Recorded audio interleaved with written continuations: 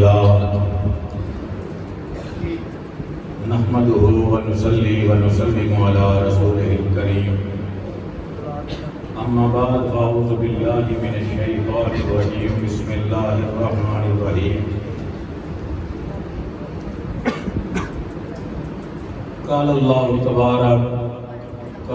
تبارك وتعالى في القرآن المجيد والفرقان الحميد إنا أنزلناه في ليلة القدر وما أدراك ما ليلة القدر ليلة القدر خير من ألف شهر تنزل الملائكة والروح فيها بإذن ربهم من كل أمر سلام هي حتى مطلع الفجر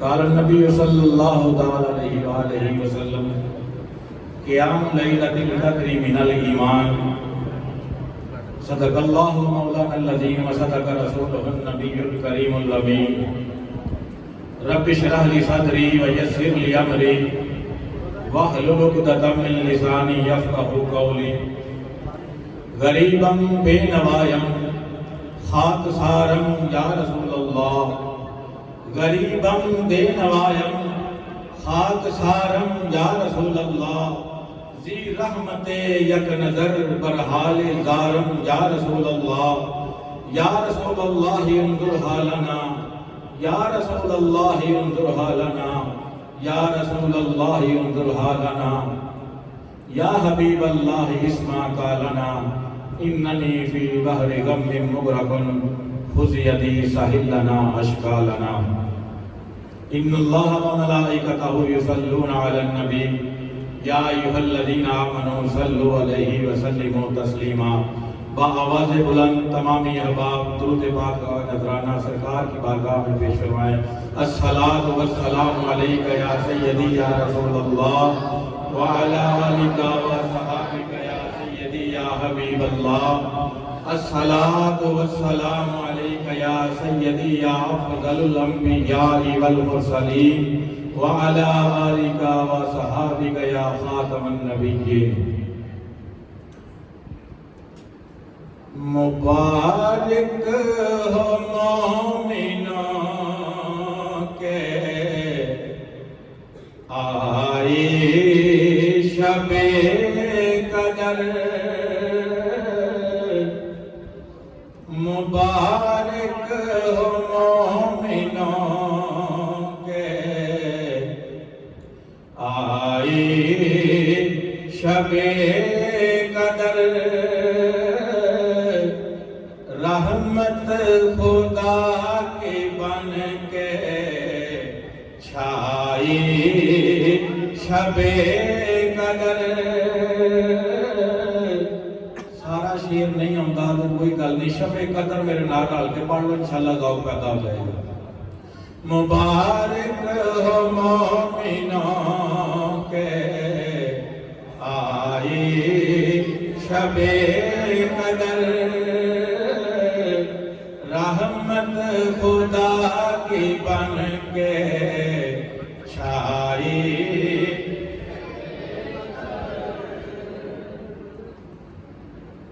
رب قدیر بندوں سے کہتا ہے مانگ لو رب قدیر بندوں سے کہتا ہے مانگ لو ہم نے ہے اس لیے یہ بنائی شب قدر اج دی رات منگن دی رات میرا رب فرماندا ہے مانگ لو جو کچھ منگنا جے رب قدیر بندوں سے کہتا ہے مانگ لو ہم نے ہے اس لیے یہ بنائی شب قدر کرتے رہے تلاوت تو عبادت تمام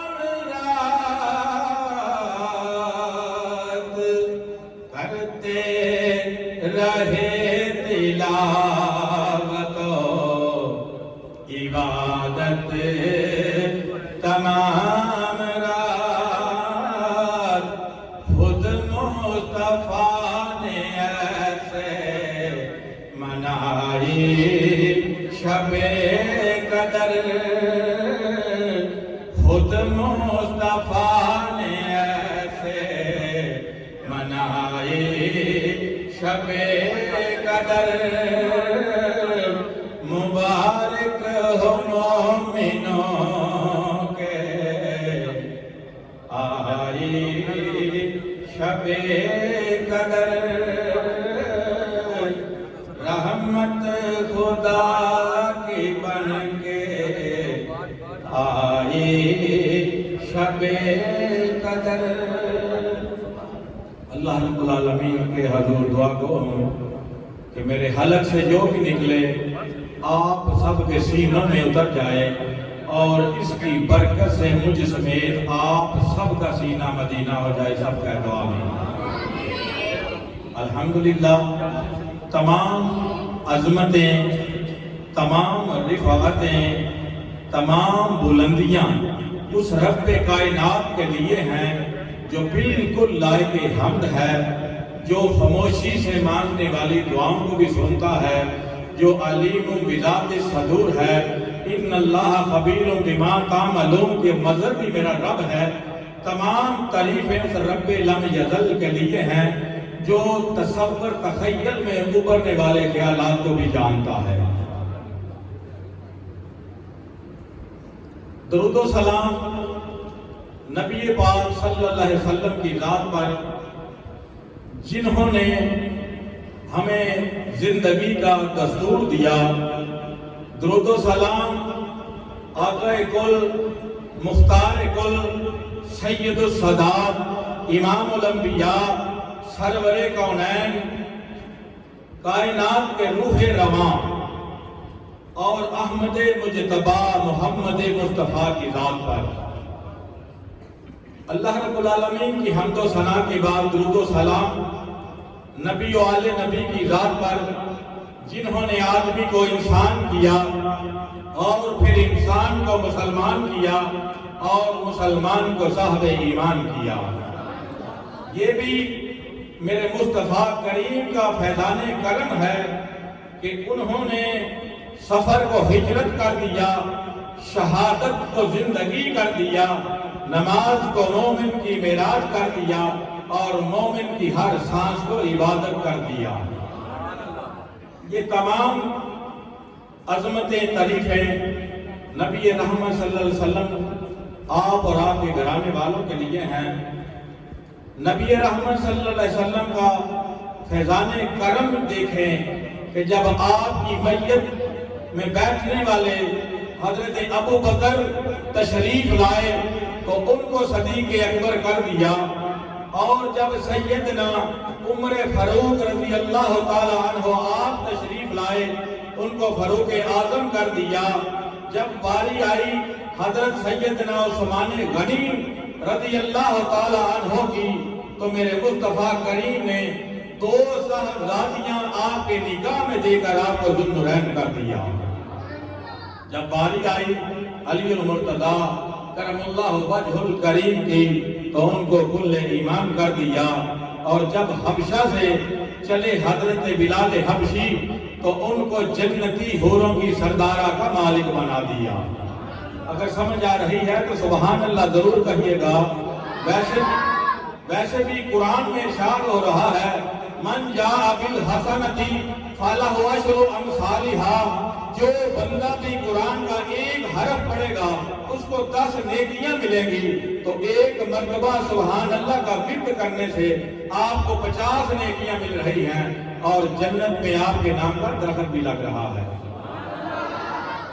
ادھر صدیق اکبر پر صداقت ناز کرتی ہے تو ادھر فاروق اعظم پر عدالت ناز کرتی ہے، تو ادھر عثمان غنی پر بھی حیا رشک کرتی ہے، علی المرتضیٰ پر بھی شجاعت کو ناز ہے، حسین ابن علی پر شہادت کو ناز ہے، طیبہ طاہرہ سیدہ زاہدہ عابدہ آپ کے قیام پر قدرت کو ناز ہے۔ صدیق ہو اہل صفا، فاروق ہو ذل اجتبا، عثمان ہو عین الحیا، المرتضی بحر الکرم۔ جو آیت مقدسہ قرآن پاک کی تلاوت کرنے کا شرف حاصل کیا، جو آج کی رات کے متعلق ہے، اِنَّا أَنزَلْنَاهُ فِي لَيْلَةِ الْقَدْرِ، یہ قرآن پاک میں میرا رب فرما رہا ہے کہ ہم نے یہ قرآن کو شب قدر میں نازل کیا، اور تمہیں کیا ادراک، تمہیں کیا پتا، تمہیں کیا معلوم کہ شب قدر کیا ہے؟ اس رات میں فرشتے اور روح الامین جبریل امین اپنے فرشتوں کے ہمراہ اپنے رب کے حکم سے آج کی رات زمین پر اترتے ہیں، اور یہ رات جو ہے طلوع فجر تک سلامتی والی رات ہے۔ سلامتی سے مراد یہ ہے آج بندے کو اکتاہٹ نہیں ہوتی، بندے کو تھکاوٹ نہیں ہوتی۔ آج کی رات نہ بہت زیادہ گرم ہے نہ بہت زیادہ ٹھنڈک والی ہے، سلامتی والی رات ہے۔ اور کب تک سلامتی ہے؟ طلوع فجر تک۔ اور اس کے بعد میں نے جو احادیث مبارکہ آپ کے سامنے تلاوت کرنے کا شرف حاصل کیا، اس کا ترجمہ سماعت فرمائیں کہ جو بندہ بھی شب قدر میں عبادت بجا لاتا ہے، ایسے ہے جیسے وہ ایمان میں داخل ہو گیا۔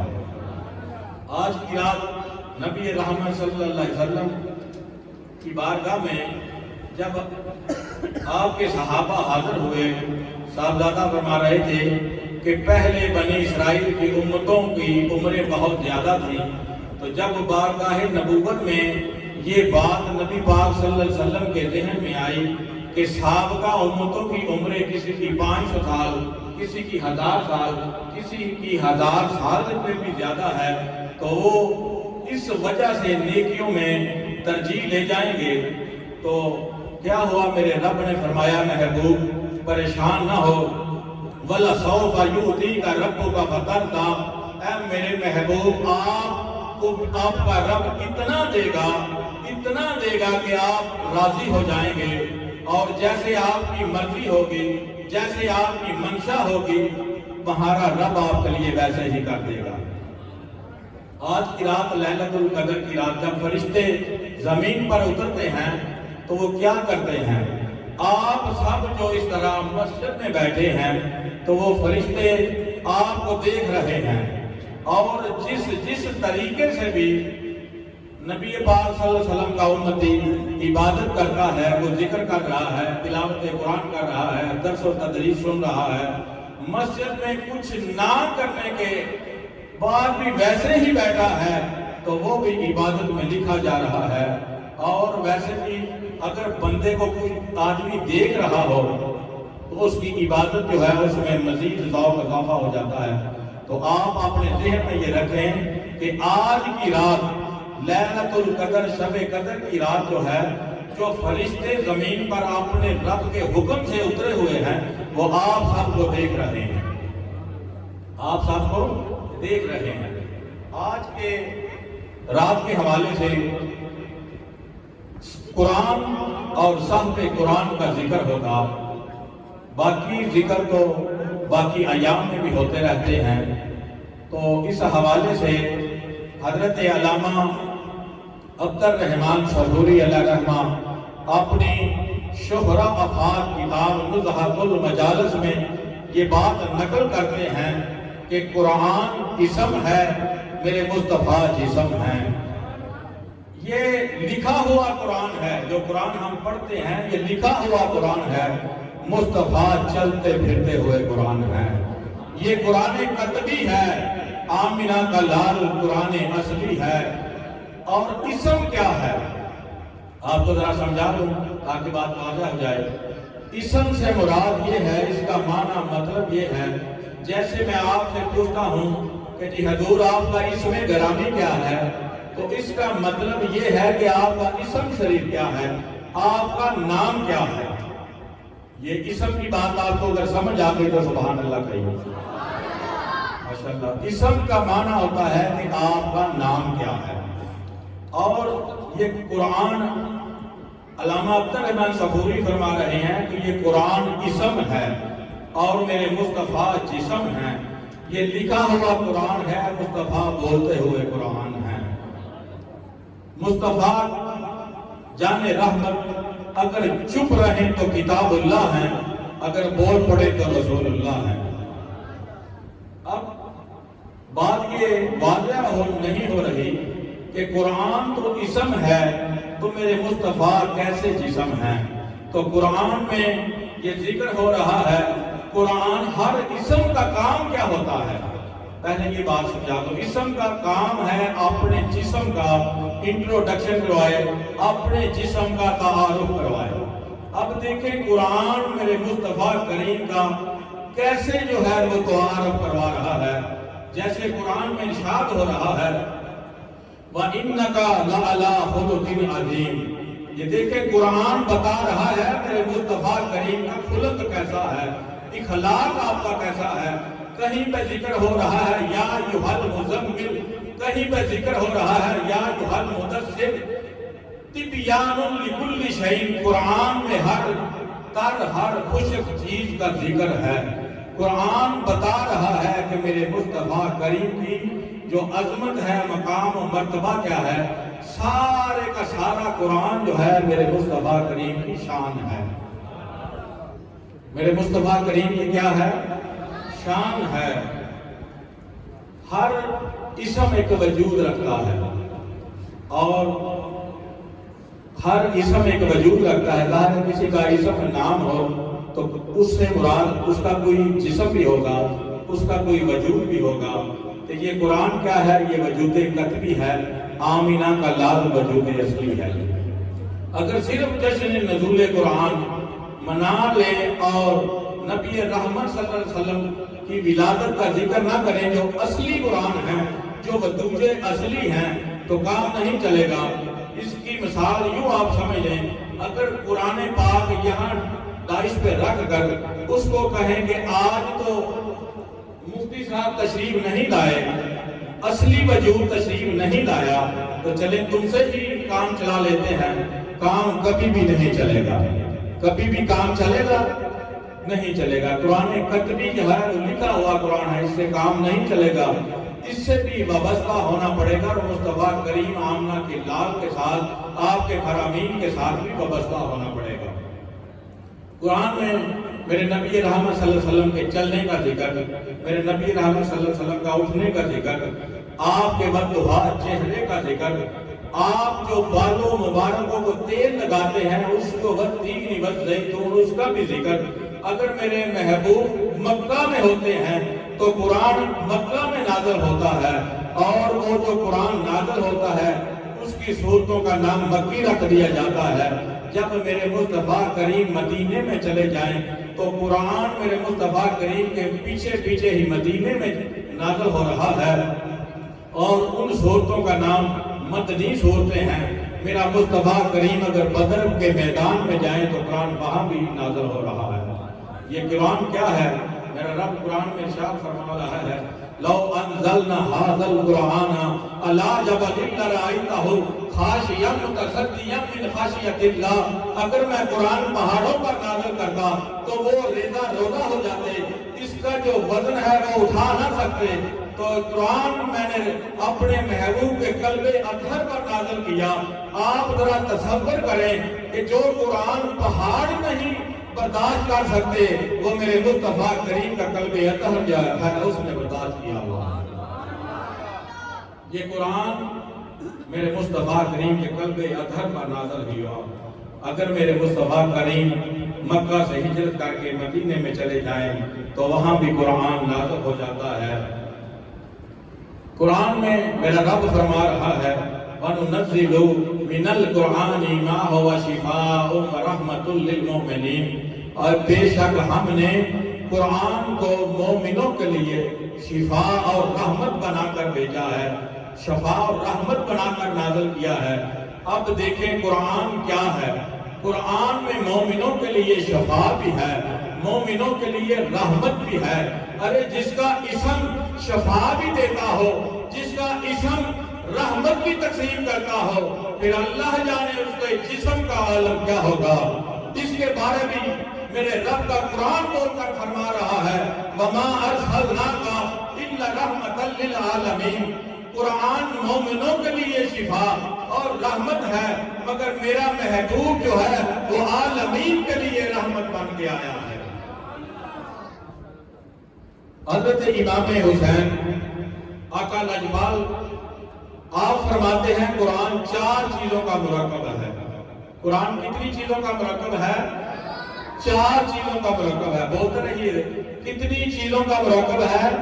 4 چیزوں کا۔ آپ جیسے بولتے جائیں گے نیکیاں آپ کے لکھنی شروع ہو جاتی ہیں۔ آپ سے پوچھا لجپال آقا حسین قرآن کون سی 4 چیزوں کا مرکب ہے؟ تو آپ فرماتے ہیں العبارت والاشارت واللطائف والحقیقت۔ میں نے پوچھا قدموں پہ ہاتھ رکھ کے آقا حسین بات واضح نہیں ہو سکی، آپ یہ فرماتے ہیں، ارشاد فرماتے ہیں کہ العبارت جو ہے وہ کن کے لیے ہے، اس کے اشارے کن کے لیے ہیں، اس کی لطافتیں کن کے لیے ہیں، اس کی حقیقت کس کے لیے ہے؟ تو میرے لجپال آقا حسین فرماتے ہیں العبارت للعوام والاشارت للخواص واللطائف للاولیاء والحقیقت للانبیاء۔ میں نے مزید حکم فرمایا لجپال آقا ابھی بھی بات کی وضاحت نہیں ہو سکی، ہمیں سمجھ نہیں آ سکی، آپ مزید ارشاد فرما دیں۔ تو آپ خوبصورت ارشاد کیا فرماتے ہیں؟ العبارت للعوام، اس کی عبارت عام لوگوں کے لیے ہے۔ جیسے عام لوگ جو ہیں وہ قرآن کی عبارت صرف پڑھنے کی حد تک جو ہے وہ لطف اٹھاتے ہیں۔ تو دوسرا جو ہے مرکب الاشارۃ للخواص، اس میں بہت سے اشارے بھی ہیں، مگر وہ اشارے جو ہیں وہ خاص لوگ ہی سمجھتے ہیں، عام لوگوں کے بس کی بات نہیں۔ اور پھر فرمایا واللطائف للاولیاء، اس کی لطافتیں جو ہیں وہ اللہ کے ولی ہی جانتے ہیں، اس کی لطافتیں جو ہیں اللہ کے ولی ہی حاصل کرتے ہیں۔ اور آگے ارشاد ہو رہا ہے والحقیقت للانبیاء، اس کی حقیقتیں جو ہیں وہ انبیاء کے لیے ہیں۔ یہ قرآن کا اور صاحب قرآن کا تعارف تھا، میں نے آپ کے سامنے پیش کیا۔ اب ہمیں قرآن اور صاحب قرآن سے جڑ جانا چاہیے۔ اس کی نسبت جو ہے، قرآن کی نسبت جو ہے آمینہ کے لال کے ساتھ ہے، اور ہمیں اس کی نسبت قرآن سے بھی جوڑنی چاہیے اور آمینہ کے لال سے بھی جوڑنی چاہیے۔ یہ نسبت کے حوالے سے ایک دو بات عرض کر کے انشاءاللہ اجازت چاہوں گا۔ آپ ایک دفعہ سبحان اللہ کہیں، ماشاءاللہ سبحان اللہ کہیں، اتنی زور سے آپ سبحان اللہ کہیں اور ہاتھ بلند کر کے آپ سبحان اللہ کہیں، وہ کس وجہ سے میں وہ بھی بتا دیتا ہوں۔ آج رات فرشتے بھی آپ کی زیارت کو آئے ہوئے ہیں، اور میرا وجدان ہے، میرا عقیدہ ایمان ہے کہ نبی رحمت صلی اللہ علیہ وسلم بھی آپ کو دیکھ رہے ہیں۔ اگر آپ کسی مجلس میں چلے جائیں، کسی جلسے میں چلے جائیں، عام سیاست کا کوئی جلسہ ہو، ایم پی ایم این اے کونسلر کا کوئی جلسہ ہو، آپ زور زور سے نعرے لگائیں، ہاتھ بلند کر کر کے نعرے لگائیں، کس لیے کہ وہ جو میرا سیاستدان ہے، میرا councillor M P M N A ہے، اس کو پتا چل جائے کہ یہ میرا بڑا جیالہ ہے، اس نے بڑے نعرے لگائے ہیں، اس نے ہاتھ بلند کر کر کے زور زور سے نعرے لگائے ہیں۔ تو آپ کا کیا خیال ہے اگر آپ بلند آواز سے اس مسجد کو ایسے گونجنا چاہیے آپ کی سبحان اللہ سے، اگر آپ سبحان اللہ کہیں اور ہاتھ بلند کر کے کہیں تو کیا میرے مصطفیٰ کریم آپ پر راضی نہیں ہوں گے؟ اور آپ دیکھ رہے ہیں، انشاءاللہ ضرور راضی ہوں گے۔ آپ بلند آواز سے ذرا سبحان اللہ کہیں، سبحان اللہ کہیے۔ نسبت کے حوالے سے ایک دو بات کر کے انشاءاللہ اجازت چاہوں گا۔ حضرت علامہ مولانا روم علیہ رحمہ آپ فرماتے ہیں کہ میں نے کسی دنیا دار عاشق سے یہ بات پوچھی کہ بتا عاشق تجھے کون سا شہر پسند ہے؟ تو وہ عاشق پتہ کیا کہنے لگا؟ اس نے کہا یہ بھی کوئی پوچھنے والی بات ہے، مجھے تو وہی شہر پسند ہے جس میں میرا محبوب رہتا ہے، اور شہر کوئی پسند نہیں آ رہا مجھے، کیونکہ میرا محبوب جس شہر میں رہتا ہے مجھے تو وہ پسند ہے۔ اللہ رب العالمین کے حضور ہاتھ جوڑ کر عرض کرتا ہوں میں مالک و مولا اے رب کائنات، عام دنیا دار کا عاشق تو یہ کہہ رہا ہے کہ جہاں میرا محبوب رہتا ہے مجھے تو وہ شہر پسند ہے، اب تو ہی ذرا بتا دے تجھے کون سا شہر پسند ہے۔ تو میرے رب نے کیا خوب ارشاد فرمایا، میرے رب کا قرآن بولا، لا اقسم بہذا البلد، مجھے مکہ شہر کی قسم، الہ العالمین تو مکہ شہر کی قسم کیوں اٹھا رہا ہے؟ اس لیے اٹھا رہا ہے کہ وہاں مکہ آپ کا گھر حرم کعبہ ہے، وہاں جنت سے آیا ہوا وہ پتھر حجر اسود ہے، وہاں مذاب رحمت ہے، وہاں حضرت اسماعیل کی ایڑیوں سے جاری شدہ وہ آب زمزم ہے، صفا مروہ کی پہاڑیاں ہیں، کیا وہاں مینا مزدلفہ اور میدان عرفات ہے؟ تو میرا رب فرماتا ہے نہیں نہیں، ایسی کوئی بات نہیں، میں نے تو قسم اس لیے اٹھائی ہے کہ اس شہر میں میرا محبوب رہتا ہے۔ یہ تو شہر کی بات ہوئی۔ میرا رب فرماتا ہے میں نے قرآن میں تو ارشاد فرما رہا، وَالضُّحَىٰ، اے میرے محبوبہ کے چہرے کی قسم، یا ایھا المزمل ہو یا ایھا المدثر ہو، آپ کے چادر اوڑھنے کا ذکر بھی میرا محبوب کی اللہ رب العالمین کر رہا ہے۔ اور حضرت جابر بن سمرہ رضی اللہ تعالیٰ عنہ، یہ ایک دو روایات اس لیے بیان کر رہا ہوں تاکہ مفتی صاحب بیٹھے ہیں میرا سبق جو ہے یہ پختہ ہو جائے۔ تو حضرت جابر بن سمرہ رضی اللہ تعالیٰ عنہ کیا ارشاد فرماتے ہیں؟ سبحان اللہ، کیا خوبصورت، اللہ اکبر۔ آپ فرماتے ہیں ایک دن میں کاشانہ مبارک پہ حاضر ہوا تو کیا دیکھتا ہوں، نبی اکرم صلی اللہ علیہ وسلم، احمد مجتبیٰ محمد مصطفیٰ صلی اللہ علیہ وسلم آپ اپنی مسند پر تشریف فرما ہیں۔ تو میں کیا دیکھتا ہوں، یہ کیا کون فرما رہے ہیں؟ جابر بن سمرہ آپ فرما رہے ہیں کہ میں کاشانہ نبوت پہ حاضر ہوا اور نبی رحمت صلی اللہ علیہ وسلم آپ کی مسند پر آپ تشریف فرما ہیں۔ تو کیا دیکھتا ہوں، ذرا میری طرف دیکھ کے میں نقشہ پیش کرتا ہوں انشاءاللہ آپ کے ذوق کے مطابق۔ جابر بن سمرہ رضی اللہ تعالیٰ فرماتے ہیں کہ میں نے نبی رحمت صلی اللہ علیہ وسلم کو کیا دیکھا، آپ نے اپنی ہتھیلی پہ تیل رکھا ہوا ہے اور ایسے تیل لگا کے ہتھیلی پہ اپنی زلفوں کو لگا رہے ہیں، ابھی زلفوں کو لگایا ہی ہے، وہ تو شہر کی قسم رب اٹھا رہا ہے۔ میرا رب فرما رہا ہے وَالتِّينِ وَالزَّيْتُونِ وَطُورِ سِينِينَ وَهَٰذَا الْبَلَدِ الْأَمِينِ، محبوبہ جو تو نے تیل اپنی زلفوں کو لگایا ہے، مجھے اس زلفوں پہ لگے تیل کی بھی قسم ہے۔ آج کی رات یا ایھا الذین آمنوا توبوا الی اللہ توبۃ نصوحا، توبہ کرو اے ایمان والو اپنے رب کے حضور، اور ایسی پکی سچی توبہ کرو کہ پھر گناہ کرنے کو دل نہ چاہے اور دوبارہ گناہ کی طرف تم نہ لوٹو، ایسی پکی سچی توبہ کرو۔ آج جو ہم معیشت میں پھنسے ہوئے ہیں اس کا بھی ایک علاج امام حسن لاجپال آقا حسین نے فرما دیا۔ ایک مقام پر ایک بندہ آپ کی مجلس میں حاضر ہوا اور کہا کہ لاجپال آقا میں اتنا پریشان ہوں کس وجہ سے کہ میرے پاس اولاد نہیں ہے۔ آپ نے کیا خوبصورت اس کو ارشاد فرمایا کہ جاؤ کثرت سے توبہ استغفار کرو۔ یہ آپ نے اس کو وظیفہ بتایا کہ توبہ استغفار کرو۔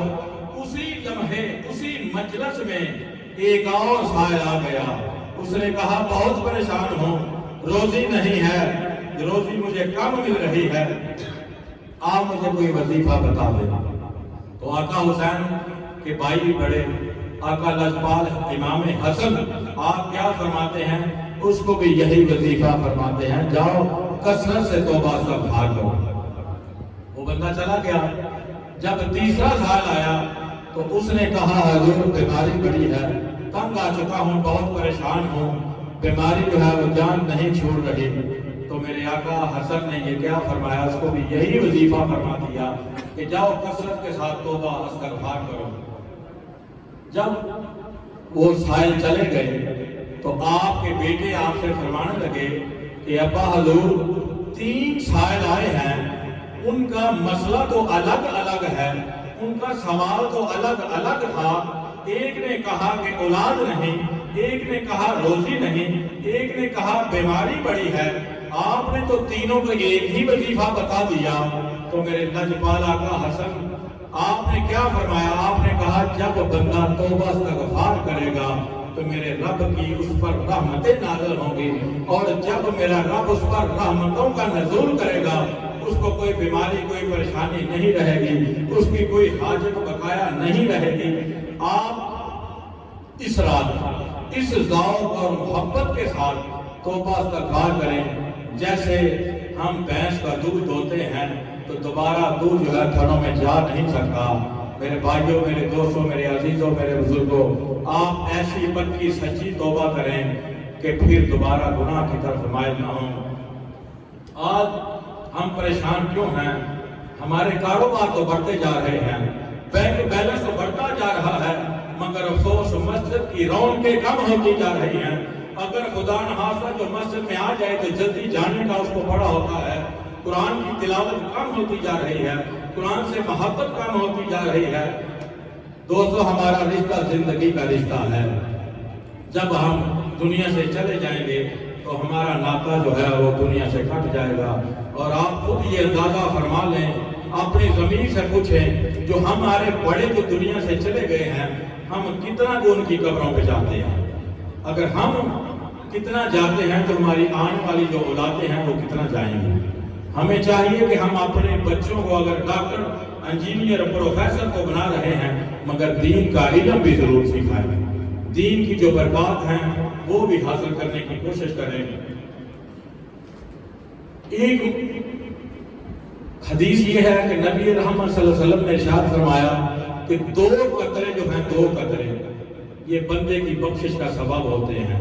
ایک قطرہ وہ ہے جو شہید کا خون کا قطرہ زمین پر آنے سے پہلے میرا رب اس کی بخشش فرما دیتا ہے، اور دوسرا قطرہ کون سا ہے؟ جو اللہ رب العالمین کے خوف کی وجہ سے مومن کی آنکھوں سے وہ قطرہ نکلا ہے، اللہ کو وہ بڑا محبوب ہے، رب اس کی بھی مغفرت فرما دیتا ہے۔ مثال اس کی دیتا ہوں کہ آپ ایک چراغ لے لیں، چراغ دیوا عام کہہ لیں کہ جیسے پہلے لالٹین چراغ، اس میں اگر ہم تیل ڈالتے ہیں تو جو اس میں رسی ہوتی ہے نا، رسی، اس کو اگر تیل لگ جائے تو اس کو ہم ماچس سے جلاتے ہیں تو وہ جل جاتی ہے، جل جاتی ہے نا؟ ذرا بول کے مجھے بتائیں، جل جاتی ہے نا؟ اس کو آگ لگ جاتی ہے، مگر اسی رسی کو اگر پانی لگ جائے اس کو آگ جلا نہیں سکتی۔ میرا کہنے کا، مثال دینے کا مقصد یہ ہے، اگر خدا کے خوف سے آپ کے آنکھوں سے آنسو ٹپک جائیں تو وہ جو پانی ہے وہ جہنم کی آزادی کا سبب بنے گا، اور جنت جو ہے وہ آپ کا حقدار ٹھہرے گی۔ جب آپ کا آنسو اپنی آنکھوں سے خدا کے خوف سے نکلے گا تو میرا رب آپ کی بخشش فرما دے گا۔ آج کی رات حضرت اماں عائشہ صدیقہ رضی اللہ تعالیٰ عنہ ام المومنین، آپ نے نبی کریم صلی اللہ علیہ وسلم کی بارگاہ میں ارشاد فرمایا، سوال کیا کہ اے آقا صلی اللہ علیہ وسلم، آپ بتا دیں کہ اگر میں لیلۃ القدر کی رات پا لوں تو میں کیا دعا کروں؟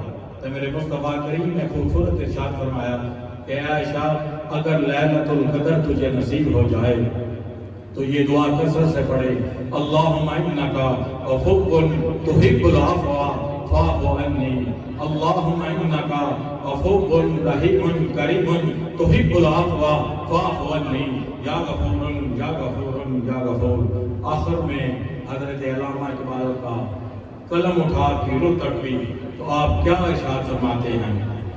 نگاہ عشق و مستی میں وہی اول وہی آخر، نگاہ عشق و مستی میں وہی اول وہی آخر، وہی قرآن وہی فرقان وہی یاسین وہی طٰہٰ۔ اپنی گفتگو کو سمیٹتا ہوں، ٹائم کافی ہو چکا ہے، اور اب میں دعوت خطاب صدارتی خطبہ دینے کے لیے دعوت دیتا ہوں حضرت علامہ مولانا مفتی محمد ماجد علی خان صاحب۔ آپ صدارتی خطبہ دیں گے، اس کے بعد باقی پروگرام ہوگا۔ نعرہ